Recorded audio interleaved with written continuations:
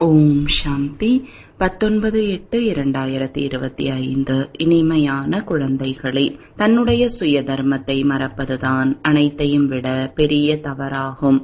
இப்பொழுது நீங்கள் மறக்காதவர்கள் ஆக வேண்டும். தன்னுடைய வீடு மற்றும் ராஜ்யத்தை நினைவு செய்ய வேண்டும்.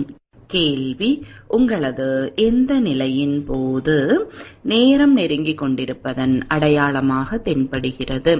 பதில்: குழந்தைகளாகிய நீங்கள் நினைவு யாத்திரையில் எப்பொழுதும் மூழ்கியிருக்கும் போதும், புத்தி அலைவது நிற்கும் போதும், வார்த்தைகளில் நினைவின் கூர்மை வரும்பொழுதும், அளவற்ற மகிழ்ச்சியில் இருக்கும் பொழுதும், அடிக்கடி தன்னுடைய சத்தியுக உலகத்தின் காட்சிகள் எதிரில் வருகின்ற பொழுதும் நேரம் நெருங்குகிறது என்பதை புரிந்து கொள்ளுங்கள். விநாசத்திற்கு நேரமாகாது. அதற்காக நினைவின் சார்ட்டை அதிகரியுங்கள். பாடல்: உங்களை அடைந்து நாங்கள் உலகை அடைந்தோம். ஓம் சாந்தி. ஆன்மீக குழந்தைகள், இந்த பாடலின் பொருளை புரிந்திருப்பீர்கள். இப்பொழுது எல்லையற்ற தந்தையை அடைந்து விட்டீர்கள். எல்லையற்ற தந்தையிடமிருந்து சொர்க்கத்தின் ஆஸ்தி கிடைக்கிறது. அந்த ஆஸ்தியை யாரும் பறிக்க முடியாது. ராவண ராஜ்யம் ஆரம்பமாகும் போது ஆஸ்திக்கான போதை போய்விடுகிறது. இவ்வாறு நாடகம் உருவாக்கப்பட்டிருக்கிறது. சிருஷ்டி நாடகத்தின் ஞானம் கூட குழந்தைகளின் புத்தியில் இருக்கிறது. இந்த சக்கரம் எவ்வாறு சுழல்கிறது? இதை நாடகம் எனலாம், நாடகம் என்று கூட கூறலாம். உண்மையில் தந்தை வந்து சிருஷ்டி சக்கரத்தை புரிய வைக்கிறார். யார்? பிராமண குலத்தினரோ அவர்களுக்கு தான் புரிய வைக்கிறார். இந்த குழந்தைகள் புரிந்து கொள்கிறார்கள். குழந்தைகளே, நீங்கள் உங்களுடைய பிறவிகளை பற்றி அறிந்து கொள்ளவில்லை. நான் உங்களுக்கு புரிய வைக்கிறேன். முன்பு 84 லட்சம் ஜென்மங்கள் எடுத்து பிறகு ஒரு ஜென்மம் மனிதனாக பிறக்கிறோம் என நீங்கள் கேள்விப்பட்டு இருந்தீர்கள். இவ்வாறு கிடையாது. இப்பொழுது நீங்கள் அனைத்து ஆத்மாக்களும் வரிசைப்படியாக வந்து போகிறீர்கள். முதலில் நாம் ஆதி சனாதன தேவி தேவதா தர்மத்தின் பூஜைக்கு உரியவர்களாக இருந்தோம். பிறகு பூஜாரி ஆகிவிட்டோம் என புத்தியில் வருகிறது. தாங்களே பூஜைக்கு உரியவர், தாங்களே பூஜாரி என பாடப்பட்டிருக்கிறது. மனிதர்கள் பகவான் தான் பூஜைக்கு உரியவராகவும் பூஜாரியாகவும் ஆகிறார் என நினைக்கிறார்கள். அனைத்தும் தங்களின் ரூபமே ஆகும். பல்வேறு விதமான வழிகள் இருக்கிறது அல்லவா? இப்பொழுது நீங்கள் ஸ்ரீமத் படி நடக்கிறீர்கள். நாம் மாணவர்கள் முதலில் எதுவும் அறிந்திருக்கவில்லை. பிறகு படித்து உயர்ந்த தேர்வில் தேர்ச்சி அடைவதற்காக செல்கிறோம் என நீங்கள் அறிகிறீர்கள். அந்த மாணவர்கள் கூட ஆரம்பத்தில் எதுவும் அறிந்து கொள்ளவில்லை. பிறகு தேர்வில் தேர்ச்சி பெற்று நாம் வக்கீல் படிப்பில் தேர்ச்சி அடைந்து விட்டோம் என நினைக்கிறார்கள். இப்பொழுது நாம் படித்து மனிதனிலிருந்து தேவதை ஆகிக் கொண்டிருக்கிறோம், உலகின் அதிபதியாக ஆகிக் கொண்டிருக்கிறோம் என நீங்கள் அறிவீர்கள். அங்கு ஒரே தர்மம், ஒரே ராஜ்யம் ஆகும். உங்களின் ராஜ்யத்தை யாரும் பறிக்க முடியாது. அங்கே உங்களுக்கு தூய்மை, அமைதி, சுகம், செல்வம் அனைத்தும் இருக்கிறது. பாடலில் கூட கேட்டிருக்கிறீர்கள் அல்லவா? இப்பொழுது இந்த பாடலை நீங்கள் உருவாக்கவில்லை. எளிதாக நாடகப்படி இந்த நேரத்திற்காக உருவாக்கப்பட்டிருக்கிறது. மனிதர்களுக்காக உருவாக்கப்பட்ட பாடல்களின் பொருளை பாபா அமர்ந்து புரிய வைக்கிறார். இங்கே நீங்கள் அமைதியில் அமர்ந்து தந்தையிடமிருந்து ஆஸ்தியை அடைந்து கொண்டு இருக்கிறீர்கள். அதை யாரும் பறிக்க முடியாது. அரை கல்பம் சுகத்தின் ஆஸ்தி இருக்கிறது. இனிமையிலும் இனிமையான குழந்தைகளே, அரை கல்பத்தை விட அதிகமாக நீங்கள் சுகத்தை அனுபவிக்கிறீர்கள் என பாபா புரிய வைக்கிறார். பிறகு ராவண ராஜ்யம் ஆரம்பமாகிறது. சில ஆலயங்களில் கூட தேவதைகள் எப்படி வாம மார்க்கத்தில் செல்கிறார்கள் என சித்திரங்கள் காட்டப்பட்டிருக்கிறது. அதே உடைதான். உடை பிறகு மாறுகிறது. ஒவ்வொரு ராஜாவிற்கும் தனக்கென உடை, கிரீடம் போன்ற அனைத்தும் தனித்தனியாக இருக்கிறது. இப்பொழுது நாம் சிவபாபாவிடமிருந்து பிரம்மா மூலமாக ஆஸ்தி அடைந்து கொண்டிருக்கிறோம் என குழந்தைகள் அறிகிறீர்கள். தந்தை குழந்தைகளே குழந்தைகளே என கூறுகிறார். குழந்தைகள் தங்களுடைய ஜென்மங்களை பற்றி அறிந்து கொள்ளவில்லை. ஆத்மாதான் கேட்கிறது. நாம் ஆத்மாக்கள், ஷரீரம் அல்ல. மற்றபடி மனிதர்கள் யாராக இருந்தாலும் அவர்களுக்கு என உடலின் பெயர் போதை இருக்கிறது. ஏனென்றால் உடல் உணர்வில் இருக்கிறார்கள். நாம் ஆத்மாக்களாக இருக்கிறோம். அவர்கள் ஆத்மாவிலிருந்து பரமாத்மா, பரமாத்மாவிலிருந்து ஆத்மா என கூறுகிறார்கள். நீங்கள் ஆத்மாவிலிருந்து உலகத்திற்கே அதிபதியாக, தேவி தேவதைகளாக மாறிக்கொண்டிருக்கிறீர்கள் என உங்களுக்கு இப்பொழுது பாபா புரிய வைத்து இருக்கிறார். நாம் தேவதையாக ஆவோம், பிறகு சத்திரிய வம்சத்தில் வருவோம் என்ற ஞானம் இப்பொழுது இருக்கிறது. 84 பிறவிகளின் கணக்கு கூட இருக்கிறது அல்லவா? அனைவரும் 84 பிறவிகள் எடுக்க மாட்டார்கள். அனைவரும் ஒன்றாக வர முடியாது. இந்த தர்மம் எப்படி வந்து கொண்டிருக்கிறது என உங்களுக்கு தெரியும். வரலாறு பழையதாக ஆகிறது, பிறகு புதுமை அடைகிறது. இப்பொழுது இது தூய்மையற்ற உலகம், அது தூய்மையான உலகமாகும். பிறகு மற்ற தர்மங்கள் வருகின்றன. இங்கே கர்மக்ஷேத்திரத்தில் ஒரே நாடகம்தான் நடக்கிறது. 4 தர்மங்கள் முக்கியமானவை. இந்த சங்கமத்தில் தந்தை வந்து பிராமண சம்பிரதாயத்தை உருவாக்குகிறார். விராட்ட ரூபத்தின் சித்திரங்களை உருவாக்குகிறார்கள். ஆனால் இதில் தவறு இருக்கிறது. பாபா வந்து அனைத்து விஷயங்களையும் புரிய வைத்து தவறுகளை நீக்கி மாற்றுகிறார். பாபா ஒருபொழுதும் ஷரீரத்தில் வருவது இல்லை, தவறு செய்வது இல்லை. அவர் சிறிது நேரத்திற்காக குழந்தைகளுக்கு சுகதாமம் மற்றும் தன்னுடைய வீட்டிற்கான வழியை காண்பிப்பதற்காக இந்த ரதத்தில் வருகிறார். வழியை மட்டும் தெரிவிக்கவில்லை, சிறந்த வாழ்க்கையை உருவாக்குகிறார். கல்பகல்பமாக நீங்கள் வீட்டிற்கு போகிறீர்கள், பிறகு சுகத்தின் பாகத்தை நடிக்கிறீர்கள். ஆத்மாக்களாகிய நமது சுய தர்மம் அமைதி என்பதை குழந்தைகள் மறந்து விட்டார்கள்.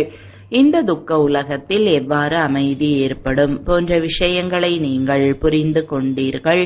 மற்ற அனைவருக்கும் புரிய வைக்கிறீர்கள். மெல்ல மெல்ல அனைவரும் வருவார்கள்.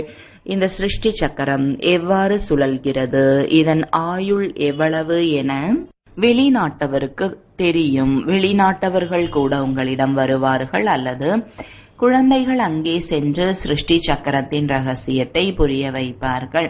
கிறிஸ்து கடவுளிடம் சென்றடைந்து விட்டார் என அவர்கள் நினைக்கிறார்கள். கிறிஸ்துவை கடவுளின் குழந்தை என நினைக்கிறார்கள். சிலர் கிறிஸ்து கூட மறுபிறவி எடுத்து இப்பொழுது ஏழையாகிவிட்டார் எனவும் நினைக்கிறார்கள். நீங்கள் கூட ஏழையாக இருக்கிறீர்கள் அல்லவா? ஏழை என்றால் தமோ பிரதான நிலை.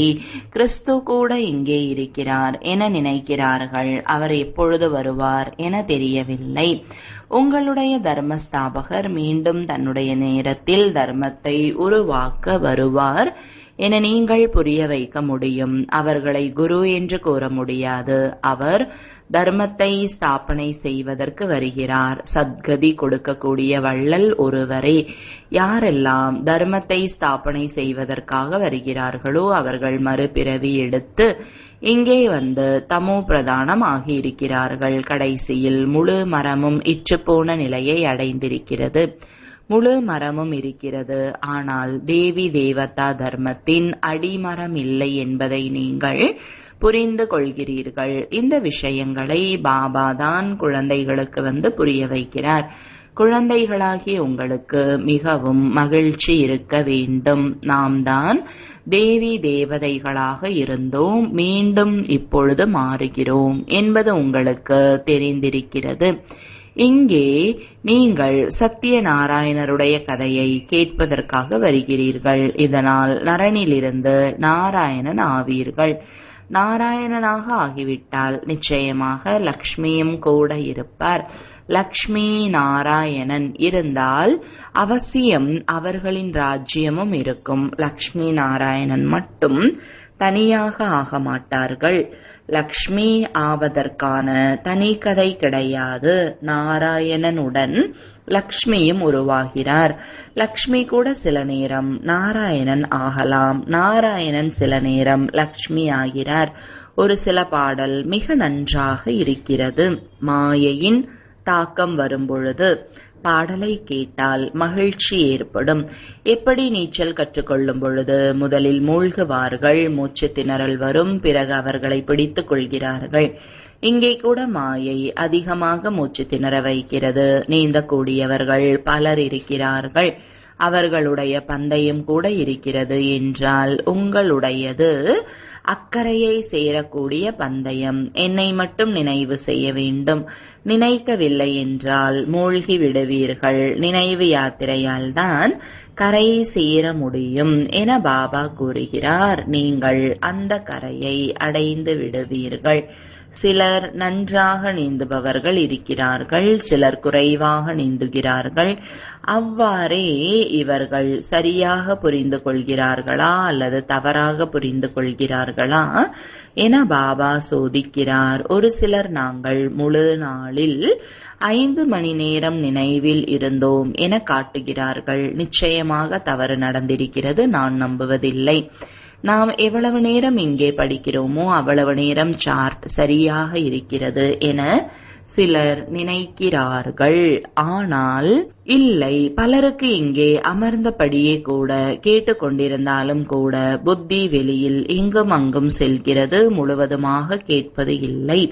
பக்தி மார்க்கத்தில் இவ்வாறு நடக்கிறது. துறவிகள் கதையை சொல்கின்ற பொழுது இடையிடையே நான் என்ன சொன்னேன் என கேட்பார்கள். இவர்கள் தோசைக்கல்லை போல அமர்ந்திருக்கிறார்கள் என்றால் கேட்டால் சொல்ல முடியாது. புத்தி எங்காவது சென்று விடுகிறது, ஒரு வார்த்தை கூட கேட்க மாட்டார்கள். இங்கே கூட அவ்வாறு இருக்கிறார்கள். பாபா பார்த்து கொண்டே இருக்கிறார். இவர்களுடைய புத்தி வெளியே எங்கேயோ அலைந்து கொண்டிருக்கிறது.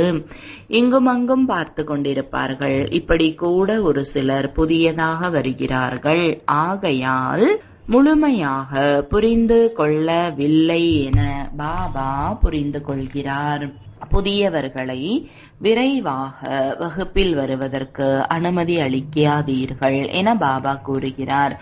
இல்லை என்றால் வாயு மண்டலத்தை கெடுத்து விடுகிறார்கள். யார் நல்ல நல்ல குழந்தைகளாக இருக்கிறார்களோ இங்கே அமர்ந்து கொண்டிருக்கும் போதே வைகுண்டத்திற்கு சென்று விடுவார்கள். இன்னும் போக போக நீங்கள் பார்க்கலாம், மிகவும் மகிழ்ச்சி ஏற்பட்டு கொண்டிருக்கும். இப்பொழுது நேரம் நெருங்கி கொண்டிருக்கிறது, அடிக்கடி சென்று விடுவார்கள். வரிசைப்படியான முயற்சிக்கு ஏற்ப உங்களின் நிலையும் இவ்வாறு அமையும். அடிக்கடி சொர்க்கத்தில் தன்னுடைய மாளிகையை பார்த்து கொண்டிருப்பார்கள். எதை பற்றி தெரிந்து கொள்ள வேண்டுமோ அந்த காட்சிகள் கிடைத்து கொண்டிருக்கும். நேரத்தை பார்த்து கொண்டிருக்கிறீர்கள், எவ்வாறெல்லாம் ஏற்பாடுகள் நடந்து கொண்டிருக்கிறது. பாபா கூறுகிறார், பாருங்கள், ஒரு நொடியில் முழு உலகத்தில் இருக்கும் மனிதர்களும் சாம்பலாகி விடுவார்கள். வெடிகுண்டு போட்டதும் இது அழிந்துவிடும். தங்களுடைய ராஜ்யம் உருவாகி கொண்டிருக்கிறது என்பது குழந்தைகளாகிய உங்களுக்கு தெரியும். இப்பொழுது நினைவு யாத்திரையில் மூழ்கி இருங்கள். யாருக்கு வேண்டுமானாலும் திருஷ்டியினால் அம்பு பாயும் அளவிற்கு சக்தியை நிரப்பிக் கொள்ளுங்கள். கடைசியில் பீஷ்ம பிதா போன்றவர்களுக்கும் நீங்கள்தான் ஞான அம்பு போட்டு இருக்கிறீர்கள். உடனடியாக இதுதான் உண்மை என புரிந்து கொள்வார்கள். ஞானக்கடல் பதீத பாவனர் நிராகார பகவான் கிருஷ்ணர் கிடையாது. அவருடைய பிறவியை காண்பிக்கிறார்கள். கிருஷ்ணருடைய அதே தோற்றம் பிறகு ஒரு பொழுதும் இருக்காது. மீண்டும் சத்யுகத்தில்தான் அதே தோற்றம் கிடைக்கும். ஒவ்வொரு பிறவியிலும் ஒவ்வொருவருடைய தோற்றமும் தனித்தனியாக இருக்கும். இந்த நாடகத்தின் பாகம் இவ்வாறு அமைக்கப்பட்டிருக்கிறது. அங்கே இயற்கையான அழகின் தோற்றம் இருக்கிறது. இப்போது ஒவ்வொரு நாளும் உடல் கூட தமோ பிரதானம் அடைகிறது. முதலில் சதோ பிரதானமாகவும் பிறகு சதோ ரஜோ தமோவாகிறது. இங்கே எப்படிப்பட்ட குழந்தைகள் பிறவி எடுக்கிறார்கள் பாருங்கள். சிலருக்கு கால் நடக்க முடிவதில்லை. என்னென்ன நடக்கிறது சத்தியுகத்தில் பாருங்கள். இவ்வாறு நடக்காது. அங்கே தேவதைகளுக்கு தாடி போன்றவை இருக்காது. கிளீன் ஷேவாக இருக்கும். கண்கள் மூலமாக தான் இவரான் இவர் பெண் என்று தெரிகிறது. இன்னும் போக போக உங்களுக்கு பல காட்சிகள் கிடைத்து கொண்டே இருக்கும். குழந்தைகளாகிய உங்களுக்கு எவ்வளவு மகிழ்ச்சி இருக்க வேண்டும். பாபா கல்பகல்பமாக உங்களுக்கு ராஜயோகத்தை கற்பித்து மனிதனிலிருந்து தேவதையாக்குகிறார். மற்ற தர்மத்தை சார்ந்தவர்கள் அவரவருடைய பிரிவில் செல்வார்கள் என்பது கூட குழந்தைகளாகிய உங்களுக்கு தெரிகிறது. ஆத்மாக்களின் மரம் கூட காண்பிக்கிறார்கள். படங்களில் பல திருத்தங்கள் செய்து மாற்றிக்கொண்டே இருப்போம். பாபா சூக்ஷ்ம வதனத்தை பற்றி புரிய வைக்கும் பொழுது சந்தேக புத்தியுடையவர்கள் இது என்ன என்று கூறுவார்கள். முன்பு இதை கூறினார்கள், இப்பொழுது இதை கூறுகிறார்கள். லக்ஷ்மி நாராயணரின் இரட்டை ரூபத்தை விஷ்ணு என்கிறார்கள். மற்றபடி 4 புஜங்கள் கொண்ட மனிதர்கள் இருக்க முடியாது. ராவணனுக்கு 10 தலைகள் காண்பிக்கிறார்கள். இவ்வாறு மனிதர்கள் இருக்க முடியாது. ஒவ்வொரு வருடமும் எரிக்கிறார்கள். பொம்மை விளையாட்டு போல இருக்கிறது. சாஸ்திரங்கள் இல்லாமல் நாம் வாழ முடியாது என மனிதர்கள் கூறுகிறார்கள். சாஸ்திரங்கள் நம்முடைய உயிராகும். கீதைக்கு எவ்வளவு மரியாதை இருக்கிறது. இங்கே உங்களிடம் அதிகமான முரளிகள் சேர்ந்து விடுகிறது. நீங்கள் வைத்துக்கொண்டு என்ன செய்வீர்கள்? ஒவ்வொரு நாளும் புது புது கருத்துக்களை கேட்கிறீர்கள். ஆம், கருத்துக்களை குறிப்பெடுக்க வேண்டும். பேசுகின்ற பொழுது ஒத்திகை பார்ப்பார்கள். இந்தந்த கருத்துக்களை புரிய வைக்கலாம். தலைப்புகளின் லிஸ்ட் இருக்க வேண்டும்.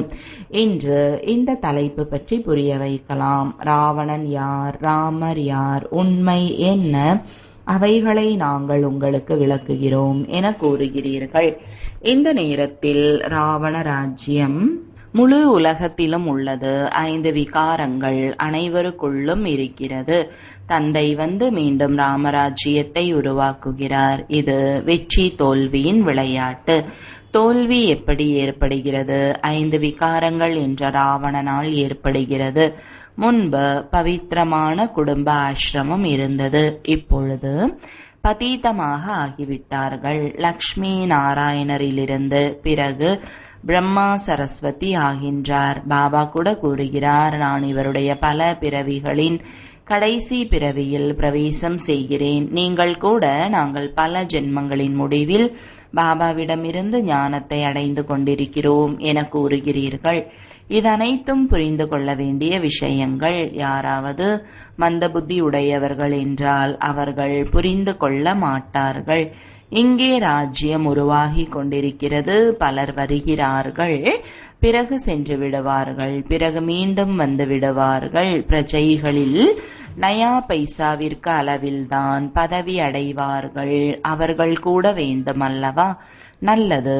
இனிமையிலும் இனிமையான காணாமல் போய் கண்டெடுக்கப்பட்ட செல்லமான குழந்தைகளுக்கு தாயும் தந்தையுமாகிய பாப்தாதாவின் அன்பு நினைவுகள் மற்றும் காலை வணக்கங்கள். ஆன்மீக குழந்தைகளுக்கு ஆன்மீக தந்தையின் வணக்கங்கள். ஆன்மீக தந்தைக்கு ஆன்மீக குழந்தைகளின் அன்பு நினைவுகளும் வணக்கங்களும். தாரணைக்கான முக்கிய சாரம். முதலாவது, நாம் அனைவரும் இந்த படிப்பை முடித்துவிட்டு மனிதனிலிருந்து தேவதையாகி உலகிற்கு அதிபதியாவோம் என்ற போதையில் எப்பொழுதும் இருக்க வேண்டும். நம்முடைய ராஜ்யத்தில் தூய்மை, சுகம், அமைதி அனைத்தும் இருக்கும். அதை யாரும் அபகரிக்க முடியாது. தாரணைக்கான முக்கிய சாரம். நாம் அனைவரும் இந்த படிப்பை முடித்துவிட்டு மனிதனிலிருந்து தேவதையாகி உலகிற்கு அதிபதியாவோம் என்ற போதையில் எப்பொழுதும் இருக்க வேண்டும். நம்முடைய ராஜ்யத்தில் தூய்மை, சுகம், அமைதி அனைத்தும் இருக்கும். அதை யாரும் அபகரிக்க முடியாது. இரண்டாவது, இக்கரையிலிருந்து அக்கறைக்கு செல்வதற்காக நினைவு யாத்திரையில் நன்கு மூழ்கி இருக்கக்கூடியவராக வேண்டும். மாயையின் தாக்குதலில் ஏமாந்து விடக்கூடாது. நினைவின் சார்ட்டை யதார்த்தமாக புரிந்து கொண்டு எழுதி தன்னைத்தான் சோதித்துக் கொள்ள வேண்டும். வரதானம், முயற்சி மற்றும் வினை பயனின் கணக்கை அறிந்து தீவிர வேகத்துடன் முன்னேறி செல்லும் ஞானம் நிறைந்தவர் ஆவீர்களாக. விளக்கம், முயற்சி மூலமாக நீண்ட காலத்தின் விதியை அமைத்துக் கொள்வதற்கான நேரம் இதுவே ஆகும். எனவே ஞானம் நிறைந்தவராகி தீவிர வேகத்துடன் முன்னேறி செல்லுங்கள். இதில் இன்று இல்லை என்றால் நாளை மாறிவிடுவோம் என்று யோசிக்காதீர்கள். இதற்குதான் கவனக்குறைவு என்று கூறப்படுகிறது.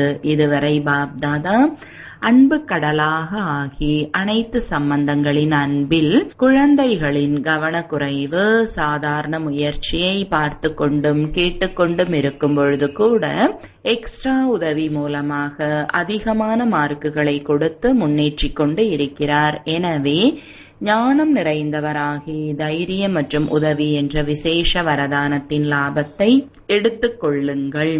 ஸ்லோகன்: இயற்கைக்கு அடிமையாகி விடுபவர்கள்தான் மனசோர்வு அடைபவர்கள் ஆகிறார்கள்.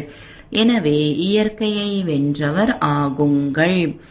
அவ்யக்த சமிஞ்சை: சகஜயோகி ஆக வேண்டுமென்றால் பரமாத்மா அன்பின் அனுபவம் உடையவர்கள் ஆகுக.